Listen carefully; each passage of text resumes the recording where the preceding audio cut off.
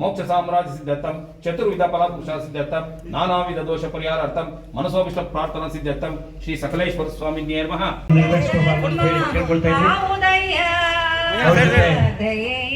ಬೆಂಗಳೂರು ಜಿಲ್ಲಾ ಪಂಚಾಯತ್ ಮಾಜಿ ಸದಸ್ಯರಾದಂತಹ ಮರಿಸ್ವಾಮಿ ಅವರು ಹಾಗೂ KRDA ಮಾಜಿ ಅಧ್ಯಕ್ಷರಾದಂತಹ ಸುಂದರೇಶ್ ಅವರು ಕೂಡ ಈ ಕಾರ್ಯಕ್ರಮಕ್ಕೆ ಬರ್ತಿದ್ದಾರೆ.